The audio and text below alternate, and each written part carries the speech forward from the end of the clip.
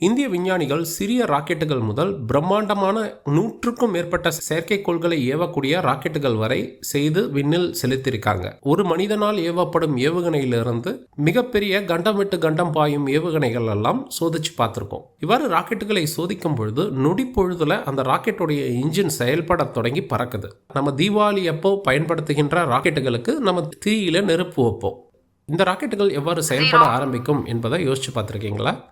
நம்ம தீபாவளி அப்போ பயன்படுத்துகின்ற புஸ்வானம் மாதிரி ஒரு அமைப்பு இந்த ராக்கெட்டுக்குள்ளே இருக்கும். இவற்றிற்கு பைரோ இக்னைட்டர்ஸ் என்று பெயர். பைரோ டெக்னிக்ஸ்ன்னு சொல்லுவாங்க. இதை மற்றும் ஒரு காரணத்திற்காகவும் இந்த ராக்கெட்டுகளில் பயன்படுத்துவாங்க. ஏவுகணைகளும் ராக்கெட்டுகளும் பல ஸ்டேஜ்னு சொல்லக்கூடிய பல பாகங்களாக செஞ்சிருப்பாங்க. ஒரு பாகங்களும் பல டன்கள் எடை கொண்ட பாகங்களாக இருக்கும்.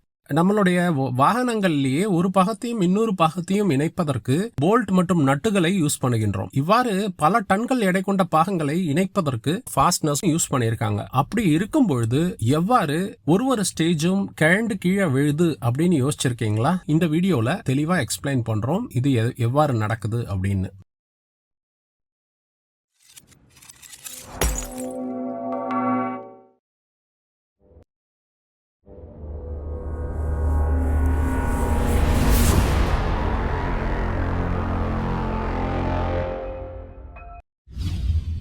தீபாவளியில நம்ம கொண்டாடுகின்ற பட்டாசுகளை பைரோடெக்னிக்ஸ் அப்படின்னு சொல்லுவாங்க. இதுல பல வகையான பைரோடெக்னிக்ஸ் இருக்கு. வெடிப்பொருளுக்கும் பைரோடெக்னிக்கும் பெரிய வித்தியாசம் என்ன அப்படின்னா, ஹைகிரேட் எக்ஸ்ப்ளோசிவ்ஸ் எல்லாம் சட்டுன்னு வெடிச்சிடும்.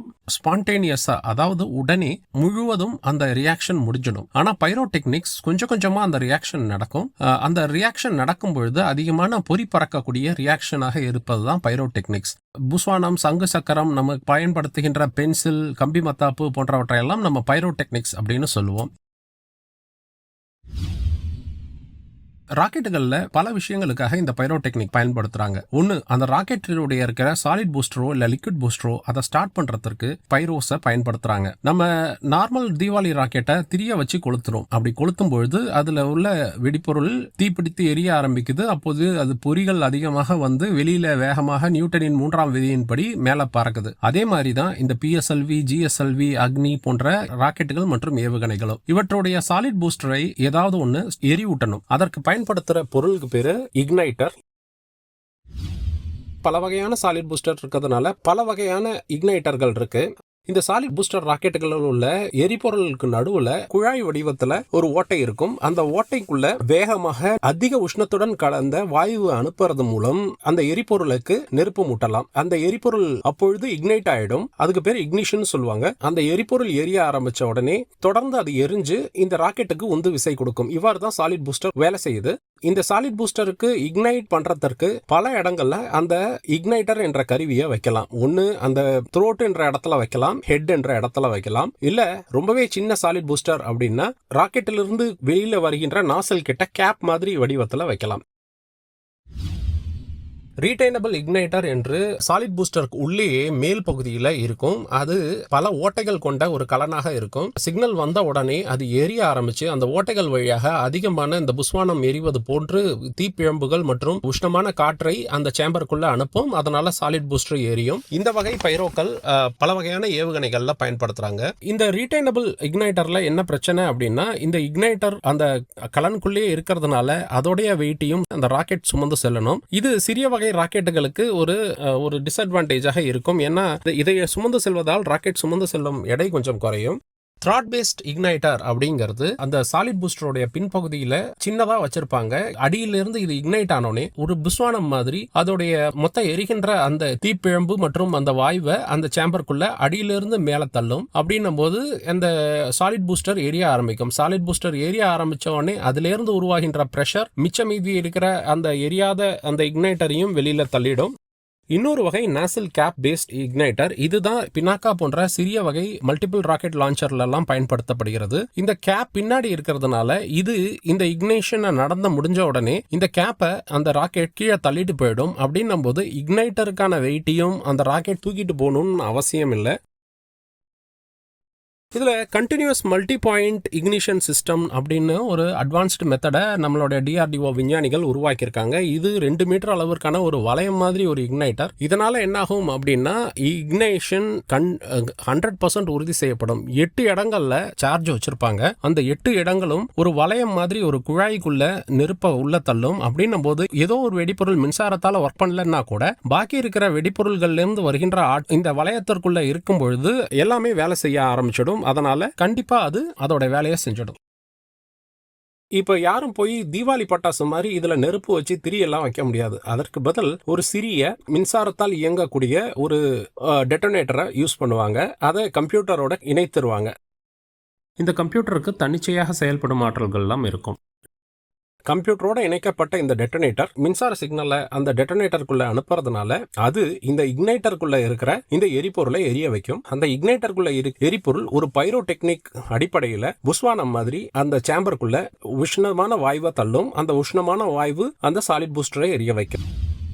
இந்த பைரோடெக்னிக் இக்னைட்டர்ல 3 முக்கியமான கெமிக்கல்ஸ் பயன்படுத்தப்படும். ஃபியூயல் எனப்படும் எரியும் பொருள், அதை எரிவூட்ட ஆக்சிஜன் கொடுக்கக்கூடிய ஆக்சிடைசர் என்ற பொருள், மற்றும் இதை இரண்டையும் கலந்து அதை ஒரு நிலையா வச்சிருக்கிற பைண்டர் எனப்படும் பொருள். இந்த 3ம் கலந்து இருக்கும். அதற்கப்புறம் இதை டெட்டனேட் பண்றதுக்கு தனியா ஒரு டெட்டனேட்டிங் சார்ஜா கூட வச்சிருக்கலாம். மின்சாரத்தால் இயங்கக்கூடிய டெட்டனேட்டர்கள் இருக்கு. அதற்கு எக்ஸ்ப்ளோடிங் பிரிட்ஜ் வயர் டெட்டனேட்டர்னு சொல்லுவாங்க. இல்லைன்னா இப்போ லேசர் டயோடுகளை வைத்து இந்த டெட்டனேஷனை ஆரம்பிக்கக்கூடிய டெக்னிக் எல்லாம் இருக்கு. இப்போ நீங்க கேட்கலாம், இப்படி ஒரு ராக்கெட்டை ஒரு ஊர்ல செஞ்சு இன்னொரு ஊருக்கு எடுத்துட்டு போறாங்களே, போகும்பொழுதே இந்த இக்னைட்டர் ஆட்டோமேட்டிக்கா எரிஞ்சிடுமா, மின்கசிவு ஏதாவது இருந்து ஆட்டோமேட்டிக்கா எரிஞ்சிடுமா அப்படின்னு கேட்டீங்கன்னா அதற்கு பல வகையான சேஃப்டி மெக்கானிசம்ஸ் இருக்கும். இதுல இப்ப பெரிய அக்னி போன்ற பெரிய மிசைல்கள் எல்லாம் ரொம்பவே கேர்ஃபுல்லா இதை செஞ்சிருப்பாங்க. அதற்கு த்ரூ பெல்க் ஹெட் இக்னைட்டர் என்ற ஒரு மெத்தட் இருக்கும். அதாவது என்னன்னா, முதல்ல இதுல 2 சார்ஜ் வச்சிருப்பாங்க. மின்சார சிக்னலை ஏற்று வெடிக்கிற மாதிரி முதல்ல ஒரு வெடிப்பொருள் வச்சிருப்பாங்க. இந்த வெடிப்பொருள் வச்சிருக்கிற கலனுக்கும் முக்கியமா இந்த பைரோ இருக்கிற வெடிப்பொருள் இருக்கிற கலனுக்கும் நடுவுல ஒரு லாக்கிங் மெக்கானிசம் வச்சிருப்பாங்க. நார்மலான நேரத்துல அந்த லாக்கிங் மெக்கானிசம் எந்த ஒரு வெடி ஆற்றலையும் அந்த 2வதாக இருக்கிற முக்கியமான சார்ஜுக்கு விடாது. அப்படின்னும் போது ஆக்சிடென்டா வெடிச்சா கூட அந்த பைரோ இக்னைட்டர் ஸ்டார்ட் ஆகாது. அந்த மாதிரி ஒரு மெக்கானிசம் அதுல வச்சிருப்பாங்க. இதுதான் சேஃப்டிக்காக. இல்லைன்னா எங்கேயாவது எடுத்துட்டு போயிட்டு இருக்கும் போது தரையிலேயே ஏவுகணை ஓட ஆரம்பிச்சிருச்சுன்னா என்ன நடக்கும்னு யோசிச்சுக்கோங்க. அதனால இது ரொம்பவே இம்பார்ட்டன்ட். லிக்விட் பூஸ்டர் வேற மாதிரி பயன்படுத்துற திரவ எரிபொருளை பொறுத்து அதுக்கு என்ன இக்னைட்டர் தேவைன்னு முடிவு பண்ணுவாங்க. ஹைப்பர்காலிக் ஃப்ளூயிட் அப்படிங்கிற லிக்விடை பார்த்தீங்கன்னா ஆக்சிடைசரையும் ஃபியூயலையும் சேர்த்தா தானாவே பத்திக்கிட்டு எரியும். தனியா ஒரு இக்னைட்டர் தேவையில்லை. இதுவே மற்ற ராக்கெட்டுகளுக்கு பைரோவை பயன்படுத்தலாம், இல்ல மின்சாரத்தால் இயங்கும் ஸ்பார்க் பிளக் போன்ற அமைப்புகளை பயன்படுத்தலாம், லேசர்களை பயன்படுத்தலாம், இன்னும் பல வகை இருக்கு.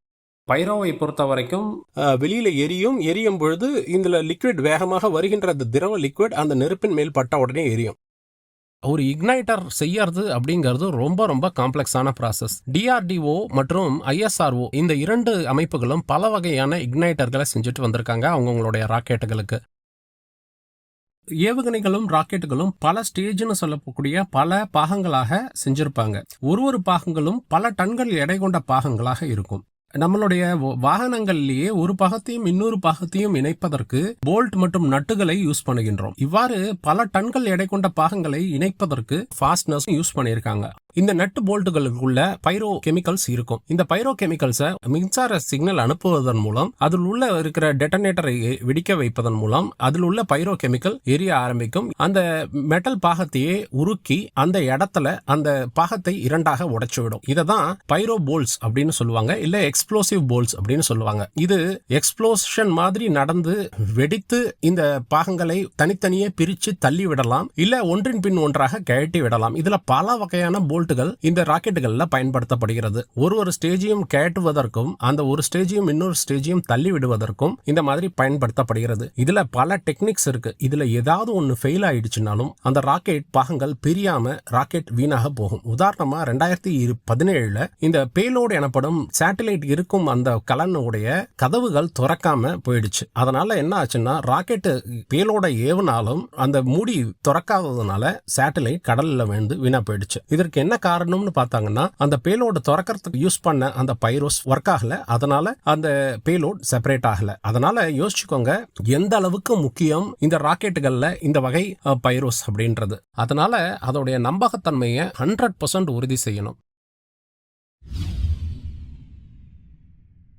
ஏவுகணையோ ராக்கெட்டோ நீங்க குறிப்பிட்ட பாதையில போகாம வேற ஒரு பாதையில போகுது. உதாரணமா ஸ்ரீஹரிகோட்டால ஏவப்பட்ட ராக்கெட் நேரா மேல போகாம பக்கவாட்டுல போக ஆரம்பிச்சதுன்னா அதை அழிக்கணும். அதற்கும் பைரோஸை தான் பயன்படுத்துவாங்க.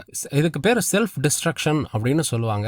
ஒரு ராக்கெட்டோடைய ரேஞ்ச் எனப்படும் அதோடைய செல்லும் பாதையை கண்டினியூஸா ட்ராக் பண்ணிட்டே இருப்பாங்க. ரேஞ்ச் சேஃப்டி ஆபீசர் என்ற ஒரு அதிகாரிக்கு இந்த பொறுப்பு இருக்கும். அவர்கிட்ட ஒரு பட்டன் இருக்கும். அந்த பட்டனை பிரஸ் பண்ணா அந்த ராக்கெட்டுக்குள்ள இருக்கிற பைரோ வெடிப்பொருட்களை வெடிக்க வச்சு அந்த ராக்கெட்டை அவரால் அழிக்க முடியும். இவ்வாறு பல முறை நடந்திருக்கு. நம்மளுடைய ISRO உடைய GSLV Mark II லான்ச் அப்ப இந்த ஒரு பட்டனை பிரஸ் பண்ண வேண்டிய நிலைமைக்கு நம்மளுடைய ISRO சயின்டிஸ்டுகள் தள்ளப்பட்டாங்க.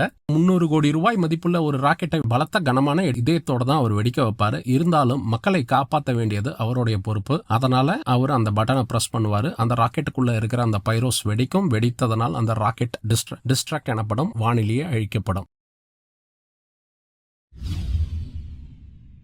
இதெல்லாம் தான் இந்த ராக்கெட்டுகள் மற்றும் ஏவுகணைகள் உள்ள வெடிப்பொருட்கள். இந்த வெடிப்பொருட்களை செய்கின்ற நிறுவனங்களான ISRO உடைய இந்த ஸ்பேஸ் ஆர்டினன்ஸ் குரூப் மற்றும் DRDO உடைய defence high energy material research centre போன்ற அமைப்புகளும் பல வகையான இந்த பைரோஸை செஞ்சு நாட்டிற்கு பெருமை சேர்த்திருக்காங்க.